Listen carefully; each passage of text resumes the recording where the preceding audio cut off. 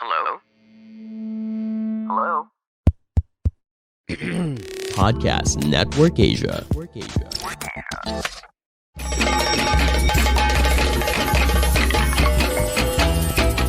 Welcome to She Talks Peace, a podcast that highlights the role of women peacebuilders around the world in bringing lasting peace and security to communities.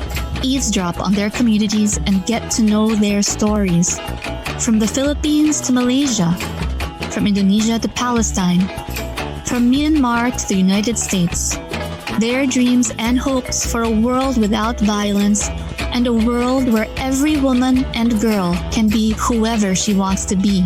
Hosted by Amina Rasul Bernardo, President of the Philippine Center for Islam and Democracy. This is She Talks Peace. Hello everyone, salam.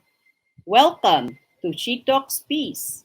I'm Amina Rasul of the Philippine Center for Islam and Democracy, joining you from Manila, hot and humid Manila.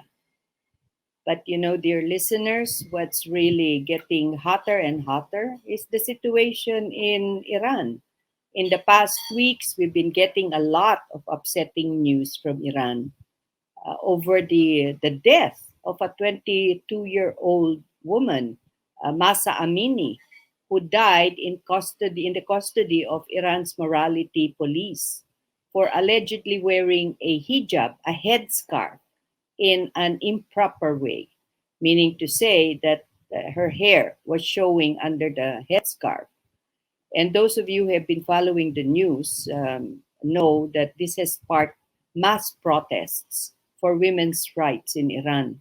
And there have been reports of more than a dozen protesters killed. I understand that there are even efforts from the government to block people's access to the internet so that social media cannot post videos and pictures of what's going on. And you know what's even so bothersome, so worrying? The news today reports that the protests have spread to northern Syria. And I worry that it's going to spread even more. Dear listeners, let's keep these courageous women in mind and remember the women all over the world who are fighting for their rights as human beings, whether it's in Iran, Syria, Afghanistan, Ukraine, or even here in our region in Southeast Asia. You know, I recall 2 episodes ago, episode 57 of She Talks Peace, when Dr. Bing Chan gave us an inside look on her experience advocating for women's rights among what she calls masculinist states of ASEAN. She does acknowledge that it is a struggle. But here in ASEAN, there are some positive developments. According to Professor Chan, the ACWC, this is the ASEAN Commission on Women and Children, is a human rights body of ASEAN, and as such, it is dedicated to studying the particular situation of women and children in the region. Now, each ASEAN member state has 2 representatives in the commission, one for women's rights and the other for children's rights. And together, they work to end violence against women and children through such instruments as joint statements, declarations, and similar documents. ASEAN, I'm so happy to say, is currently developing a regional plan of action on women, peace, and security, which we hope will be approved by the leaders of our governments during their summit later this year. This initiative will certainly encourage and support more women peace builders and civil society to be active in securing the peace and stability of their communities and countries. You know, in ASEAN, I'm proud to say, the Philippines was the first country to establish and implement a national action plan on women, peace, and security. And this plan calls for supporting women peace builders, women working at the community level. It calls for prevention of harm against them. It calls for supporting their participation. It calls for support for humanitarian action. The second country to have a national action plan on women, peace, and security is Indonesia. And I'm so happy that today our guest is someone who's also heavily involved in looking at the women, peace, and security situation in her country. Most certainly, our guest for today can share more positive developments, both in ASEAN and her home country. She and I are members of the ASEAN Women for Peace Registry, an initiative launched by ASEAN in December, I think, of 2018 to provide a pool of experts, peace builders, mediators, so that any member country or organization could tap these resources. Our guest today is Ayu Kartika Dewi from Indonesia. Ayu currently serves as special staff to the President of Indonesia, tasked with providing innovative ideas to the President on peace building efforts and on issues relating to tolerance and social cohesion.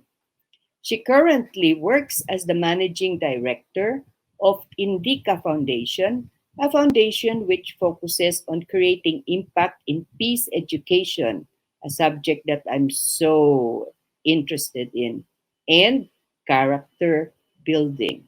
She's the founder of Merancang Indonesia, or Building Indonesia, an organization which encourages youth participation in tackling social, economic, and political issues. You know, Ayu has an MBA from Duke University, and before she joined the office of the president, she used to work for the governor of Jakarta. And she also has private sector experience with McKinsey and Company and Procter and Gamble. Now, dear listeners, she may sound very official, but let me tell you, Ayu is down to earth and, quite important for a peace builder, very funny. Today, I hope she'll share with all of us her personal experience as a peace builder and her work in building tolerance in Indonesia. Welcome to She Talks Peace, Ayu. Hello. How are you doing, Ayu? I am very good. Thank you so much for the introduction and thank you so much for having me. Oh, most definitely. Um, we've been meaning, Ayesa and I have been meaning to have you on board for quite a while, but you're so busy in the office of the president. And by the way, Ayesa sends her regards. She couldn't make it today as she's giving lectures on peace education. I don't even know what part of ASEAN Ayesa is in Oh right yeah, now. I she know has been traveling all over. She all has been over. sending pictures from different countries. Exactly. I'm just so glad that she doesn't send Instagram photos of coffee. But anyway, Ayu, tell us about your work. What are you busy with today? So, just like what you've mentioned, so currently I'm helping the president by giving him advices on ideas on how we can do more peace building in Indonesia. Because of course, when we are talking about peace building, there's always this um, the hard aspects, right? The one Mhm. that's related to anti-terrorism, you know, Oh, yes. the one that's related to keeping the peace, you know, making sure that there is no riot or there's no physical conflicts. But there's also the softer part, Hmm. the one that is more preemptive, the one that actually more fun, I would say, right? Mm. And this is the one that I've been giving him ideas on how we can implement more of this in the nation. So that's one thing that I'm doing. The other thing that I'm doing is I'm heading Indica Foundation, right? So there are a Mm-hmm. lot of activities in the foundations, and we separate the the activities into two things. The first one is education. The second one is ecosystem. So in education, we educate the youth about very critical skills that is important in peace building, which is critical thinking and socio emotional. Mm-hmm. Because if someone is not able to think critically, if someone is not able to have socio emotional skill, Oh yeah. so it is very difficult for that person to become a peaceful human being, right? Yeah. So we teach this, we educate the youth about these two skills through many Mhm. aspects, through many programs. It can be on social media, it can be on Instagram, on YouTube, on TikTok. Um, Oh, we TikTok. also have programs that's, for example, it's a journalism trip. So we invite youth to join a journalism trip into an either post-conflict areas or an area that's really, really good in terms of the tolerance. And so we equip them with skills and everything. And then we help them to experience and interact with the people who've experienced it in the past so that when they come back they have a Yeah. newly expanded view about peace. So that's on So education. immersion. Oh, but Ayu, Yes. before you go Yeah. into that, let's go back Mm. to your first Okay. current involvement. Okay, I'm so curious, Ayu. Oh, you have a brilliant idea. You want to present it to the president of Indonesia. How do you go about it, Ayu? How do you make the presentation to the president? So I guess it's very similar, just like whenever we are having a communication with anyone. First thing first is know your audience, right? First thing first, we need to understand who we are talking to. So, Right. for example, the type of topics or the choice of words that I'm using with you are going to be very different if I'm talking to my nephew, for example, right? Absolutely, Uh, yeah. or if I'm teaching, in a classrooms of junior high school students, right? And it's Mm-hmm. also different when I'm talking to him. So first thing first is understand your audience. Um, and he is a very, very smart guy. Like he get things Mm-hmm. really, really fast, and he remembers things. So I learned that to keep it very simple. Oh, and he's also very visual. So Mm. I he's very visual, and then because he grasps things very fast, he likes messages that is to the point, right? Just Okay. don't go around and explaining me about the backgrounds of this and that. He knows, Don't be right? too abstract and theoretical. To the Correct, point. correct. Yeah. Yeah, yeah. I know that. So just tell me, what do you think it is? So I've submitted. So usually I've submitted in different forms, right? So either I can talk to them directly, either I can submit a memo, like a 1 or 2 pager about my analysis or ideas, or Not a sometimes I can thesis. Not a thesis of 100 pages, right? no, One, no, one definitely or no. two pages One only. or two pages, 1 or 2 pages. I would submit it in a comic section, in a comic setting. So I commissioned an artist to actually create a comic based on the idea that I want to share with him. Oh, that's Uh, nice. or or also I've created some infographic, like so Mm-hmm. instead of like the very boring and formal Yeah, two yeah, pages yeah. memo.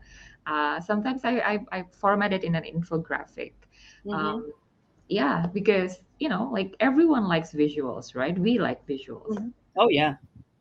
So, in many ways, Ayu, your approach to the president is also your approach to the young people that you're working with in Indica.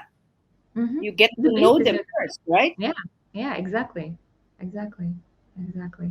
But And I tell us think this about is the methods that you use to work with the youth. I understand that you even use meditation and mindfulness. What is mindfulness, are you?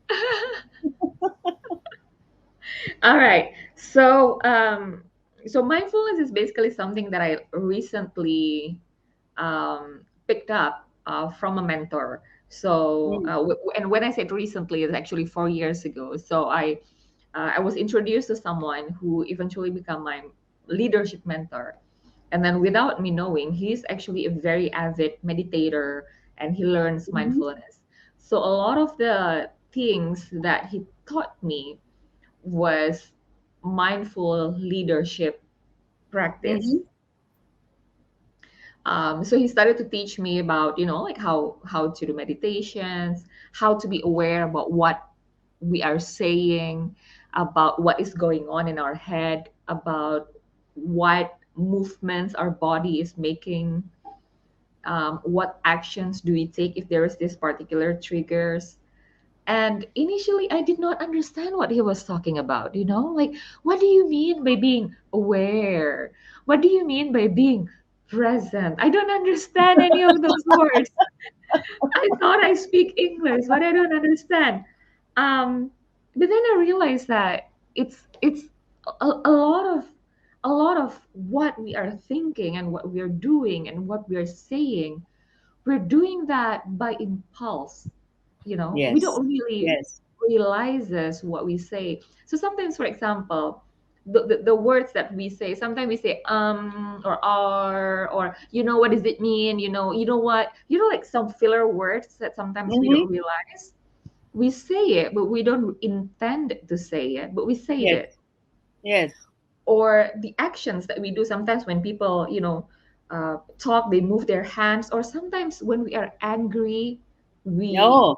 say things that we didn't mean, or we do things that we didn't mean, right? And then when we look back, when the anger has passed, we were like, oh my god, why I'm did we say guilty of that? that, Ayu. I'm so guilty of that. My children will tell you. Maybe next time I will have podcast with your children. Yeah. The mindfulness allows Yeah. you to think things like that. Mindfulness allows you to give space between the trigger and the response. So if there is something that is triggering, right? And then you feel there's an anger, and then with mindfulness, you can actually choose, okay, I can feel the anger. Mm-hmm. I can feel the anger, like it is there. Now I can have a choice on what do I want to say and not say, what do I want to do and not do. Instead of there's a trigger, I'm angry, and then boom, something happened. Mm. Mm-hmm. But there is a Yeah, yeah. space. And this is true and this is especially true for a lot of things that we are doing, right, Madam Amina? Because Right. what we are doing sometimes is very triggering, right? Oh my God, yes. Yes. If we are not aware, then we can be swept into these emotions, and then our entire days basically will be clouded by these emotions, or our entire actions will be Mm-hmm. clouded by these emotions. And this is also true for the people that we're trying to influence. Sometimes people who are doing intolerance act are triggered by something, and then they feel the anger, they feel the jealousy, they feel that this is injustice, and then they do or say things that if they come back, they would think, maybe if I were calmer, I wouldn't say or do those things.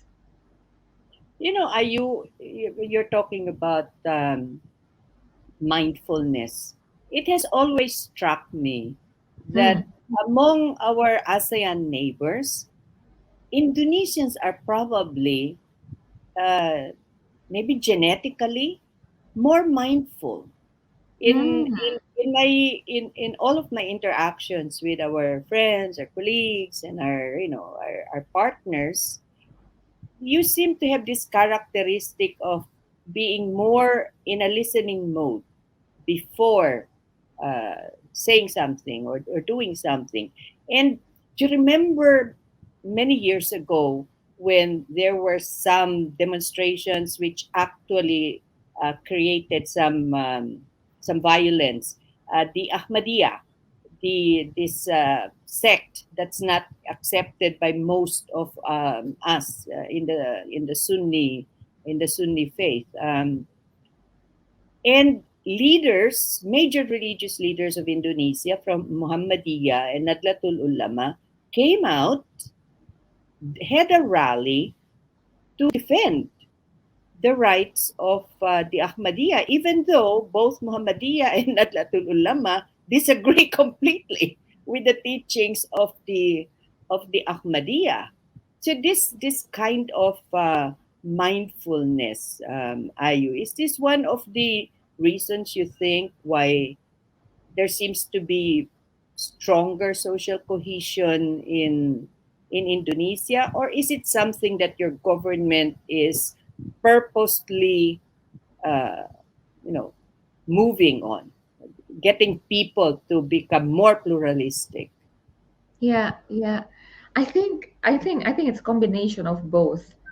Um, and if we talk about the people, right, there's always this aspects of cultural backgrounds that has been Mm-hmm. built for hundreds or thousands of years, right? Yes. And in the context of Indonesia, for example, the slogan of our country is Bhinneka Tunggal Ika, which is unity in diversity. So even Ah, though we are different, we are still in one. right, right. Um, so and it is reflected in a lot of aspects in society, right? If you're going to Indonesia, for example, you can see people who look like me, who wear headscarves like me, but you would Mm-hmm. also be able to see a lot of people who don't look like me and who Yeah. don't wear the same Mm-hmm. outfits as I do. Mm-hmm. um, and and and it's blended, the society is cohesive and collaborating together in many aspects of life, in education, in economy, in informal settings, right? So I think the fact that Indonesia is very diverse, and there is and it is interesting that the founding father actually picked that as our slogan, Mm-hmm. because they understand that because Indonesia is diverse, there is no way Indonesia can go ahead and prosper if we don't accept this diversity. Oh yeah, you're absolutely So right. we have to accept that. We have to embrace that, right? So that's the cultural part. And in terms of the government, I think the government is also trying hard to make sure that peace building is there in a lot of aspects in our lives. Mm-hmm. So for example, if I'm looking at one of the aspects that touches all children in Indonesia, education, right? Yeah. So the Minister of Education, for example, there are three biggest sin, he said, in education. Mm-hmm. The first one is bullying. The second Bullying. one is Okay. sexual harassment, and the third one Okay. is intolerance. Intolerance. Okay. So, and it is great that a minister of education understand that, right? Because then so me and him and his team can actually start working together on how can we integrate the teaching of tolerance, of peace building into the curriculum, into the programs of teachings into Mm-hmm. all the children of Indonesia. So it is not there is a schooling and education and there is this peace building programs. No, it is Yeah. embedded. It is incorporated. Yep. It has to be So internalized. so I think both ways. Yes, So are exactly. you're when you have like teacher training, especially for the public schools, so they do try Hmm. to integrate those three concepts. That's really fascinating Mm-hmm. because you're way ahead when Mm-hmm. you're talking about women, peace, and security, because you're already talking about sexual harassment. You're talking about social tolerance and cohesion. Bullying. Yeah, Yeah. bullying. You know, today is the second day of the first National Peace Education Summit of my country. Government Mhm. organized this. So they're Mhm. talking about what we can do to um make peace education integrated into the educational system. And a lot of ideas were coming out. And you know what, I think I'm going to share those three principles that you were talking about that the Minister of Education wants to see embedded. That's really Yes. so fascinating. So maybe that's one of the reasons why Indonesia is, excuse me, the second country in Southeast Asia to have a national action plan for women, peace, and security. How's it coming along, by the way? Are you happy with the implementation of the national action plan? Um, there's always there's always this notion that we can do more, we can achieve more, we can achieve faster, kind of thing, right? Mm-hmm. Um, um, I guess I'm happy that it's progressing because, as you know, that creating a progress in an organization as big as a country, it Oh, yeah. takes time and it takes a lot of effort and a lot of agreements from God knows how many people and how many different institutions to actually move things forward. So I'm very happy that it's progressing. Yeah.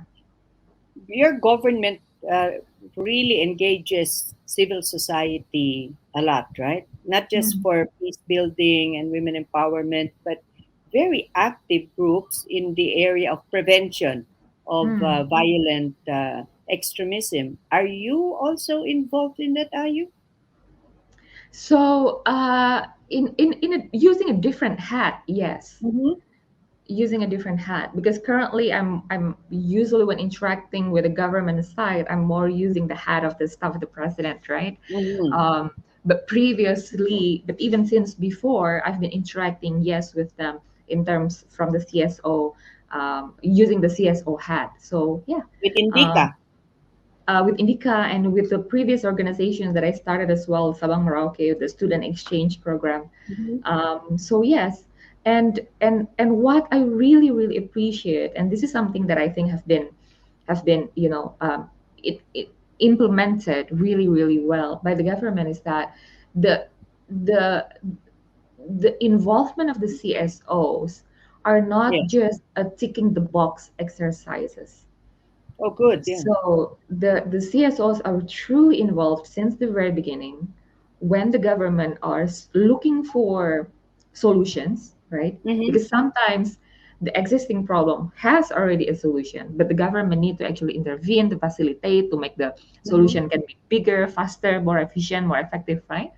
Um, so in looking for the solutions, in getting ideas how we can refine this, replicate this, and looking for partners who we can actually co-implement this on the ground. And the interaction is actually continuous, so it's Mm-hmm. not just because sometimes there are stories, right? Like our involvement is just ticking the box. Oh yeah, this CSO says came and has Mm-hmm. signed something, and then that's it. Yeah. And so far, at least, I'm glad that my interactions have not been just ticking the box. That's really good to know because I know that our Malaysian friends, for instance, are really quite unhappy about Hmm. the participation of civil society Mhm. in government-led programs like on women, peace, and security. They feel like they attend the conferences. They're an audience instead of a partner. And what Yeah. I see in Indonesia is there really seems to be a partnership between government, civil society, government, and the religious sector. I mean, by the way, you have two of the largest religious organizations in the whole world. Nadlatul Ulama with how many is it? 40 million members? And Yeah, I Muhammadiyah lost with count. like 35 million members. That's almost the population of my country. It's like 70% of the population of the Philippines are members of two Islamic organizations. What has been the role of the faith-based organizations, the faith-based leaders in promoting social cohesion and are they supportive of the role of women, for instance, in peace and security? Yeah. Oh, the role has been integrative Mm-hmm. um, in all aspects, not just in peace building, Uh-huh. but in all aspects, right? So, for example, so I know that the government has been interacting with these two organizations a lot Mm-hmm. because a lot of the wisdom, coming from an organization that has been built, sustained, and grown in the past century, right? There must be so much wisdom coming from those two organizations, right? So a lot of the learnings, advice, it has been given and incorporated whenever government is trying to do um, anything, pretty much. Um, because majority of the Indonesians, I think, I think there was this surveys, right? Like how important do you think is really just teaching in your daily lives?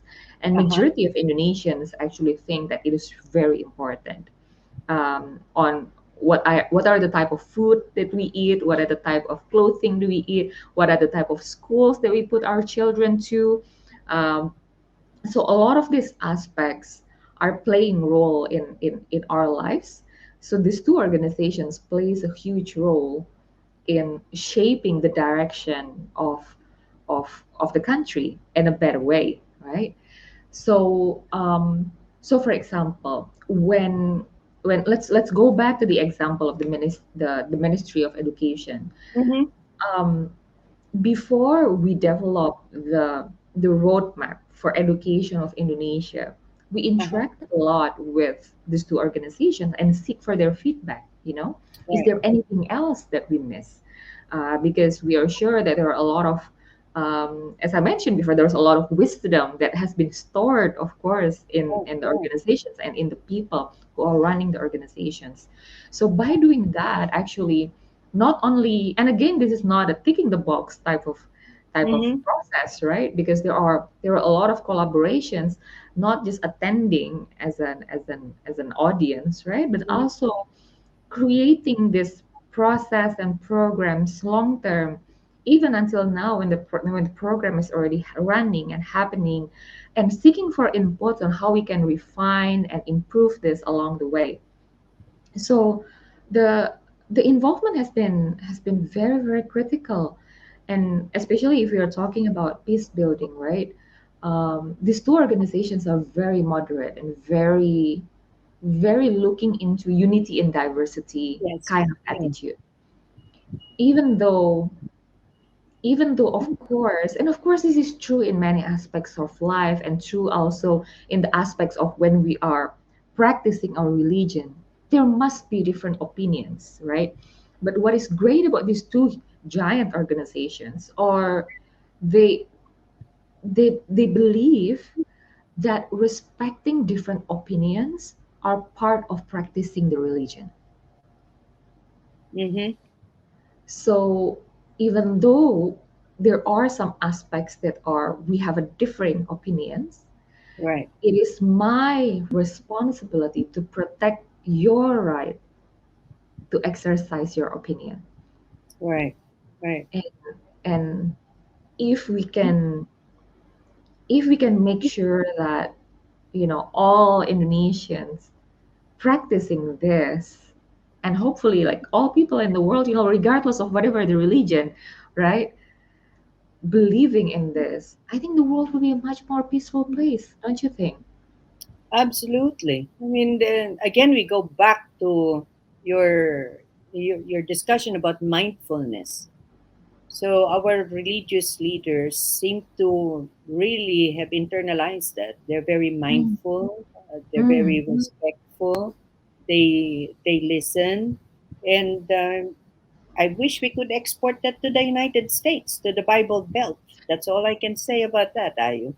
What do you think? Is that a possibility? Or they'll exercise the Muslim ban and prevent us from going to the Bible Belt of the United States? Well, I lived in the Bible Belt for 2 years, How was so it? it was fine. Oh, but that was pre-Trump, Ayu.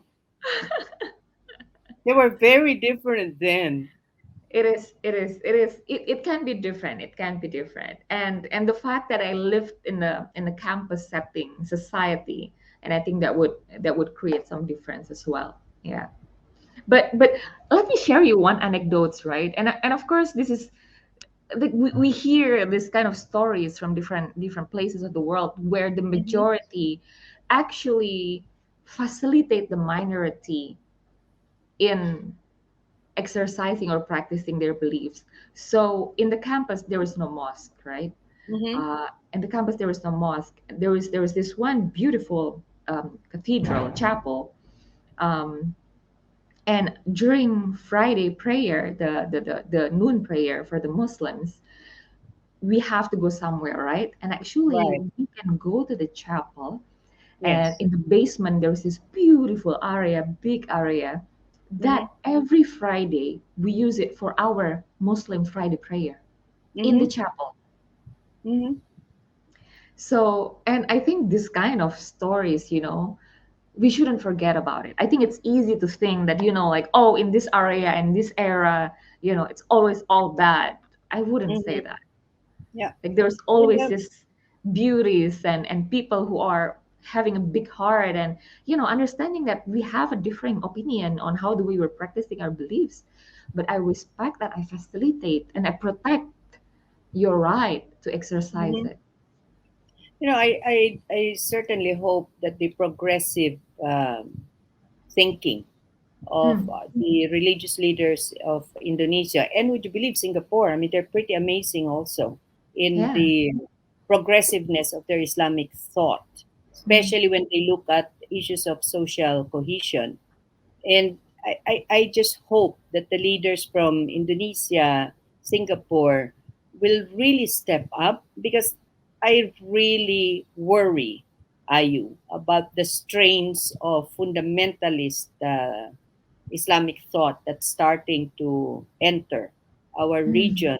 For instance, in the Philippines, in one of the exclusive subdivisions in Manila, there's a very nice mall called Green Hills Mall, Hmm. and there's a section there where you can buy all kinds of pearls, and it became like a tourist destination. Everybody knows about Green Hills. If you want to buy South Sea pearls, you go to Green Hills, and all of the sellers were Muslim, would you believe? So the Green Hills management gave them a space in the parking lot so they could pray. Parking lot. And then later on, decided, let's create a room there, a musala, for them to pray in. So that instead of just a parking lot and you put on your prayer mat, there would be at least a separate structure within the parking lot. You know, there was a huge hue and cry about that. Some influential members of the community actually went to the press and criticized it. But the thing is, the community, the Christian community in that area, defended the Muslims' right to have Hmm. a better place for praying. So can you just imagine that, Muslims having to pray in the parking lot? So such a far cry from your story about being able to pray in the basement. But Ayu, there are extreme fundamentalist religious leaders who would prefer that Muslims pray in the parking lot than praying in a Christian church. And I think that's something that, peace builders have to start, uh, debating. right? Because what's wrong with it, right? Yeah, yeah. And I think since you mentioned about that, it got me thinking, and this is something as well that I I started an organization that's called Sabang Merauke, which is a student exchange program. Mm-hmm. And the idea is that so that the students students will have an opportunity to stay and interact with family who have different ethnicities and religion throughout the Mm-hmm. school holiday, so that they experience diversity. Because I believe that if we have experienced being a minority, either Yes. we travel away from our home country where usually we are in the majority bubble, Yes. Mm-hmm. we we have more empathy. And once we have more empathy, we see these people who are different, right? We see these people as a fellow human being whom we understand that we might someday be in their situations. And we understand that we would love to be able to treat it kindly, right? So that we understand that we need to treat them kindly. Yes. So travel is important. Yeah. Well, it's a good thing that we are seafarers from Southeast Asia. We're used to travel. But then, Mm-hmm. a little sidebar here, Ayu. Um, about 10 years ago, I was told by a friend from the US State Department. He was Mm-hmm. asking me, yeah, do you know what percentage of American congressmen have passports? And I thought he was joking. And he said, what is it? Yeah. Remember, this was 10 years ago. He said it's like 10%. No. Yes. So now I can understand how they can be so parochial. It's like if you're in the Midwest, traveling to New York is like going abroad. But luckily for us, that's not so. That's not true because we are used to going around each other's countries. Yeah. You know, Yeah. With this no visa. discussion this discussion, Ayu, about what our communities are doing, about social cohesion, about tolerance, about laying the foundation for peace, it's really critical in this day and age. And what you're doing, especially reaching out to young people to get them invested, to get them engaged in the work of peace building. It's something that really should be replicated, not just in Indonesia, but all over Southeast Asia, because we have the biggest population of young people in Mm. the world, right? How would you how would you propose to your government that we really have developed a platform supporting young peace builders, Ayu? Mm. So there has been several programs in Indonesia created both by the CSOs and the government to enable these young peace builders. Um, and and the result is usually very life changing. Mm. Um, because even among these young people, right, they sometimes they have the intuitions that I need to be peaceful, that I need to promote peace building. But sometimes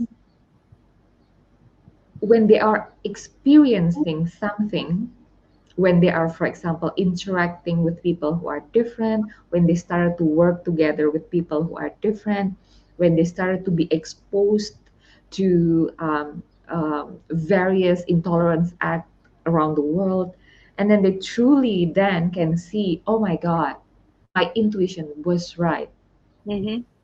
And so these programs actually turns their intuitions into a fire that enable them to then carry forward the spirit. They want to they want to be they want to be a peace builder, Mm-hmm. and they continue to be active in various platforms in the CSOs, or they're becoming part of the government, or they carry that into their daily lives. Either they are a teacher or whatever.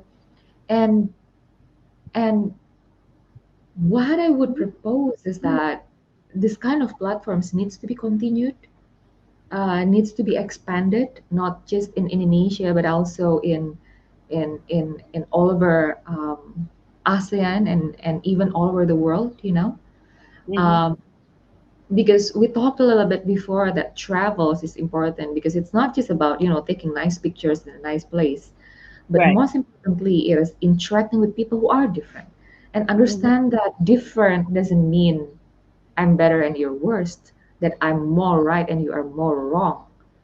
um, having Yeah. having this kind of platforms will give a good base for these young people who already have that Yes. intuitions, Yes. to then start to work together with people who have the same Right. dreams, right? And Right. facilitated by the CSOs, by the government, like, oh my God, like my intuitions was right. And Mm-hmm. now I can work together with all of this established institution, or even start my own, and start it with my friends, so that I don't Mm-hmm. do this alone, because you know that the journey of peace building can be tiring. Oh, yes, absolutely. That's where your meditation comes in. Oh, Ayu, time is running short again. But we cannot end our chat today without me asking you, because a lot of our listeners are very young. Well, there are Mm. also a lot of senior citizens like me who would appreciate it.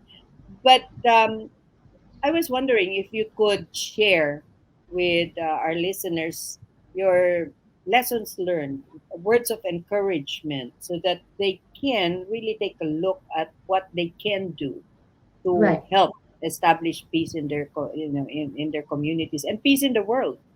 right.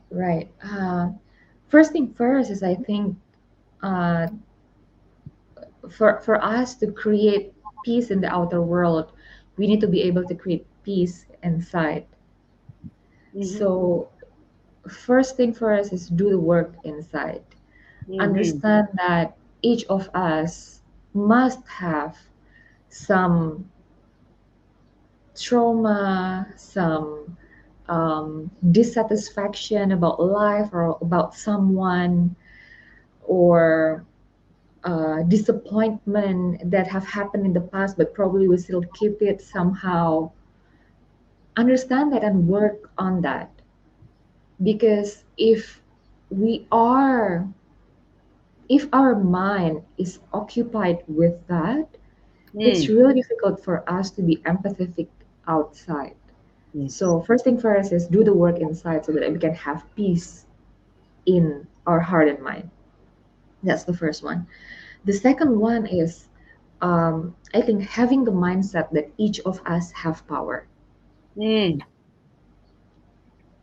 It's very easy to get discouraged in our journey, because we think that, oh, like who we are, we're just one person, we are no one, we don't have these resources, or we don't have this position, or or or whatever. Mm-hmm. But each of us have power to change something. It can be just, like the person that we live with, our partner, or our children, or our nephews, or or the people we are working with. And and and giving examples that we can interact with people who are different, and that we can not just happily accept them, but also protect their rights. It's already showing people around us what's the right thing to do. So Right. exercise that power, because sometimes we forget that we are powerful. Yeah. So exercise that power. So I would leave that with those two things, and I think that's very, very doable, for all of us. And that should be the mantra of the peace builder. Wow, Ayu, you've certainly given us a lot to think about. Dear listeners, the Catholic Church in my country they had this song that they really loved singing at gatherings, which the peace organization started to use. And it goes, "Let there be peace on earth and let it begin with me." And this, I I love think, that. really, yeah, yeah. I'll sing it to you sometime, but not now Okay, because not now. Ah, disappointing. we will lose our audience. But that song sort of really focuses attention on the lessons that Ayu has been discussing this past hour. How you have the power, even if you're only one. How you have to go and deal first with your inner self and work on your conflicts. Let there be peace in yourself before you can address peace in your communities. And when you do that, and when we get to know each other, all of us who are trying to have peace in our communities, then you've got to be mindful, right? Are you? Mhm. Mindfulness counts. We listen to each other because only then can we appreciate each other's situations and then start developing a socially cohesive community. Thank you so much, Ayu, for joining us in this conversation. We should do this again.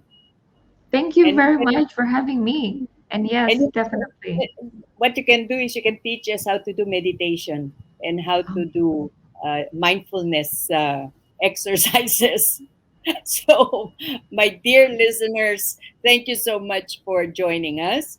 If you have questions, comments, or ideas about future episodes, do send us an email. Or if you want to know more from Ayu about mindfulness, send us an email at shetalkspeacepodcast@gmail.com. Let me repeat that, shetalkspeacepodcast@gmail.com. She Talks Peace is now on social media, so give us a follow at She Talks Peace on both Twitter and Instagram. Thanks for listening. This is Amina Rasul from Manila saying bye and see you again next week. Bye. Bye bye. She Talks Peace is brought to you in partnership with Podcast Network Asia and Podmetrics, the easiest way to monetize your podcast.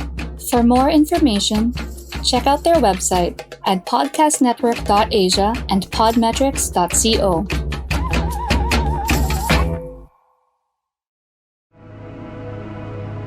The views and opinions expressed by the podcast creators, hosts, and guests do not necessarily reflect the official policy and position of Podcast Network Asia, the hosts of the program, or other programs of the network. Any content provided by the people on the podcast are of their own opinion and are not intended to malign any religion, ethnic group, club, organization, company, individual, or anyone or anything.